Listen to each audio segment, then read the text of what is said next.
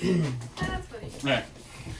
Hey, what's up, everybody? Welcome to Sasquatch Built Athlete Interviews. We are here with the lovely Hannah Sisul. Hey, guys. And the one and only Morgan Hornback. What's up? So I wish you guys have seen the outtakes already because they're hilarious. So this is going to be a fantastic show for our millions of fans. Yeah. We had your millions of fans. Yep. Morgan's millions. Yeah. And we have billions watching this show. Okay, let's get right to it. Hannah, we'll start with you. Catch everybody up to speed. You started softball when? Where are you at right now? And just fill us in on your journey to get to where you're at. So I started softball like since the day that I was able to play t-ball. So I've been playing forever. It's literally like my favorite thing to do, like literally the love of my life. I played travel ball growing up, high school ball. I started my freshman year of college at Utah State. I'm now a sophomore at Portland State. Loving the game more than I ever have before. Sometimes it takes a little bit, but yeah, it definitely has been a journey. But I'm a sophomore now. I only got 3 years left, so I'm super excited for the rest of my journey. Fantastic. Hey, Morgie, tell us about when you started, who you played for, because I think that's kind of cool, when you did growing up playing travel ball, and then where you at right now. Yeah, so I started along with Hannah t-ball. We actually played together growing up. Mm-hmm. I started playing for the Northwest Nightmare, which my dad coached. Then I went over to the Northwest Bullets. I used to do hitting lessons with Scott, and they were awesome, obviously. And now I play at Texas Tech. I am a sophomore there. I pitch and I hit, and I went to Oregon City High School. Go Pios. Yeah, I'm a Pio too, baby. Shout out Go to Pio. LaSalle Falcons! Okay. I thought you were going to say something else there for a second. Okay, hey, Morgan, you touched on something that I kind of want to talk about because we're going to talk about your dad. Yeah. Nathan is one of the guys who did it right. He loved his daughter so much. He created an awesome softball program. You guys had a dynamic relationship. Mm-hmm. I would like to think, because I got to watch you play because she whooped up on every team I ever coached when we played against her. You guys just did it right. You guys competed. You guys won games. And I feel like your dad has a lot of credit to do with that. Mm-hmm. He really invested himself, not only in the game, but in his players. He really made sure that we loved what we were doing, though. Mm-hmm. Our practices were always fun, but we were always working really hard. Our relationship, when we were on the field, he wasn't my dad, he was my coach, but off the field, he was a very supportive dad. Mm-hmm. He was a very supportive person in general. Yep, absolutely. He invested himself, outside of the field, he was constantly reading books, watching videos. I can attest to that. Yeah, Very knowledgeable dude. Very knowledgeable. Yeah. He just taught himself the game so he could teach others. Yeah, dude, I love it. So, Hannah, you also played for the Nightmare growing up. Yeah. Talk about the Nightmare a little bit. For you guys that don't know that, here in the Northwest, the Nightmare from literally when you guys stood on the field like 4 years old till like 16. Yeah. Well, no, when you guys switched over to, was it 16? 16? Yeah, it was 16. Like, I think you guys maybe lost 2 games. Yeah. And that might have been on a national scene because you took 5th in nationals. Is that right? We won. You don't even one remember, it's last- forever ago. Yeah. Anyway, so hey, talk about your experience with the Nightmare and just being on a dominant travel team. Yeah, so I played with under Nathan, and that was honestly, I look back at those years, and those were like some of the best, like the time of my life. Little did you know when you were on like a 12U team and 10U team how many like top players you actually had. Like looking back, we had like so many Division I players, but like we honestly would just go out there and have so much fun, and like we worked so hard. Like every day we would have like horrible like conditioning workouts before practices, and we would die, and then we would go like 3 hours of practice, but like we would get to games and it would be so easy and like so fun, and then we would like win because we put in so much time. And honestly, like that was like my family growing up. I can like look back and I remember the day we decided to like end the Nightmare, and we all like, you know, we're growing up, going our separate ways, and I was so sad because that was like some of the best time like I've ever had. Mm-hmm. These girls I still talk to, like Morgan's my best friend. I talk to these girls. Besties! Yeah, but I talk to these girls all the time, and I'm really grateful that I was like able to like grow up with them and like learn the game from someone and like be next to like play again with like amazing girls who are so incredibly talented, because you learn so much from each other. And Yeah, absolutely. So you touched on a great point that we need to make sure everybody knows. So you said that you didn't realize you were playing with a bunch of Division I players on your team at the time, and then you went in about how hard you guys worked at practice. Yeah. So maybe that helped everybody become Division I players. Like you 100%. practiced really hard, Yeah. and then now they're like top talent in the area. Yeah. Weird.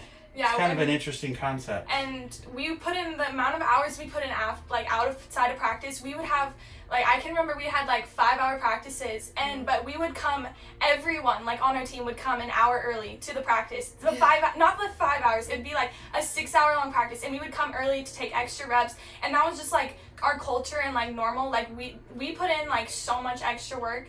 Like I don't think a lot of people realize, but like that's like what it takes to get where you are, and the people that didn't put in the work like didn't make it to where. If you can't tell, like Hannah's fired up right now, Yeah, and like I feel the energy right now. It's like coming through me right now. Yeah, like work hard. Like I mean, Preach, girl, yeah. go get it. No, yeah. because like I mean, some people, if you're like average and you put in like minimal amount of work and you like you do things like half-ass, like you can't, like you're never gonna get anywhere. Bleep.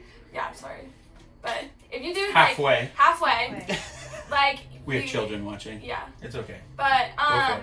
like if you don't like give 100% in everything you do, then like you're not gonna get to the top level. There's no What way. you can reach. Yeah. There's Absolutely. No way.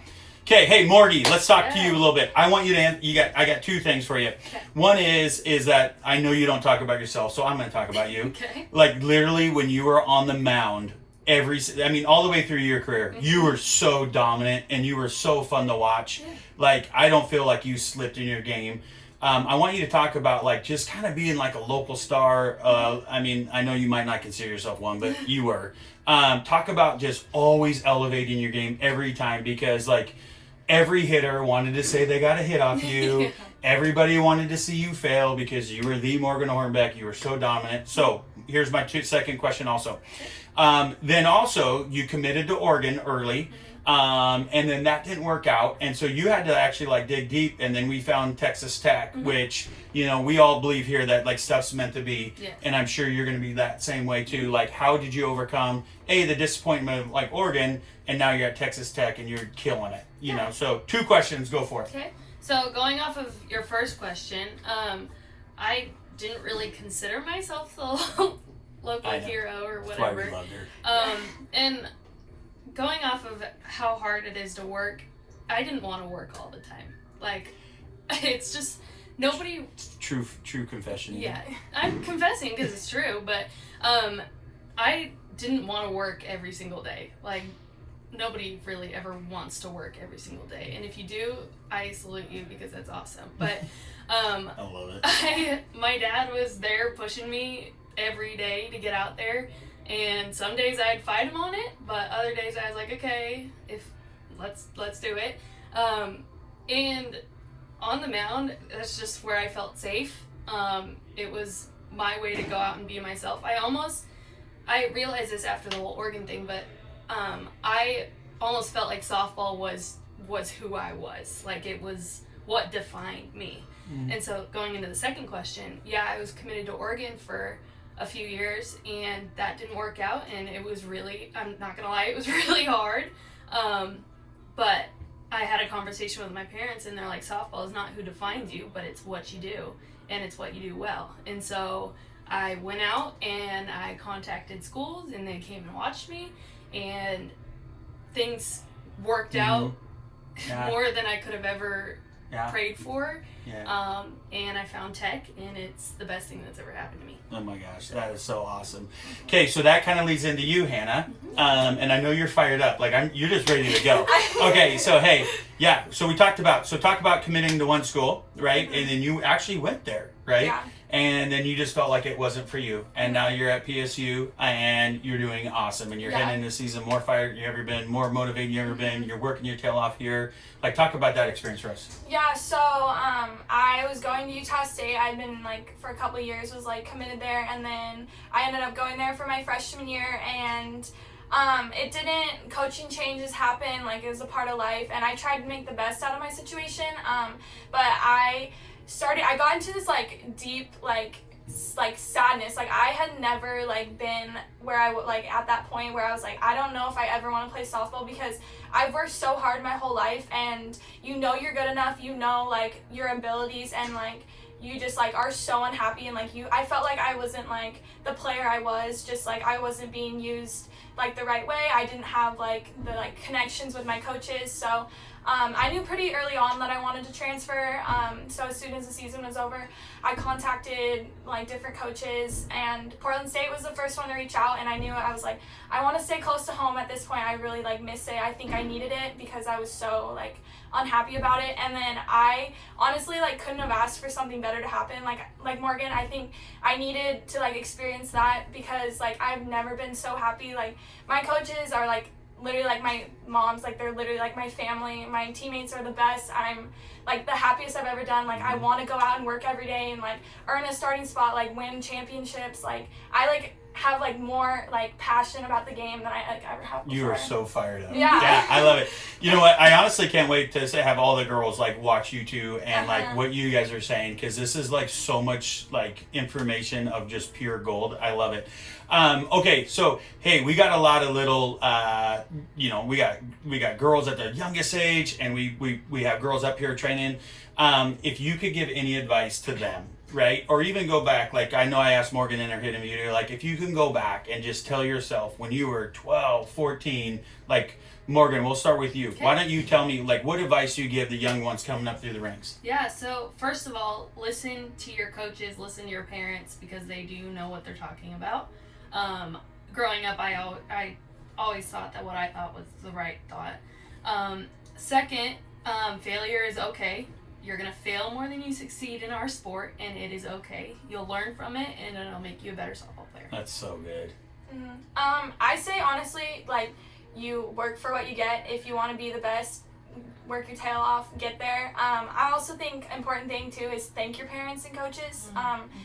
I like look back and the amount of like early morning tournaments they take you to. It's like really important, because then you get to college and you miss the little things. So I think like thanking them, and also like it's okay to be like sad or like that when you're playing the game. It's a part of life, and you're gonna like grow a lot from it, but like don't get discouraged, because things will always get better. Yeah. So Hannah, you and I were joking around earlier, and I'm gonna call you out on it because this is such an important topic. I train so many female athletes, and like, you know, our females can be Sasquatches also, and they probably dominate the boys here. So we're talking about like empowering the female athlete, like mind, body, and soul and everything. And so I was like, hey, Hannah, I need to put you on camera. You're like, some insecurities came out.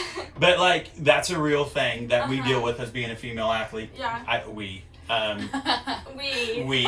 Okay, you two guys are just amazing, and I can't thank you enough for coming. So just talk about like, you know what, confidence doesn't come natural, but like, what do you find strength in to overcome that lack of confidence? Yeah, so I think like, I mean, girls have it, like, especially when you're a teenager, you get insecure, and I think honestly just like being confident in like yourself, and it's okay, like everyone's like different, and I think like a lot of times social media has like a big impact nowadays to like look a certain way or like do a certain thing.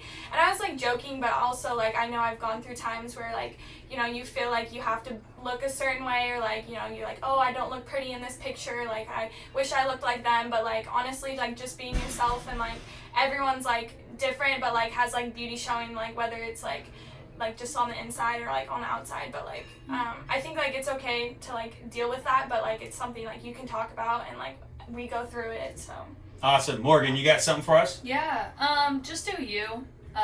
There's no one that does you better than you. Yeah, don't be afraid to fail. It's okay. It's normal. Everybody fails, whether that's in softball or just in life. So fantastic. All right. Hey, that's going to be a wrap for our awesome interview with our awesome peeps here. Okay. Hannah, can you say goodbye to everybody? Bye, guys. Okay. Morgie, say goodbye. Welcome. Okay. Go Bucks. Peace. Bye. You guys crushed it.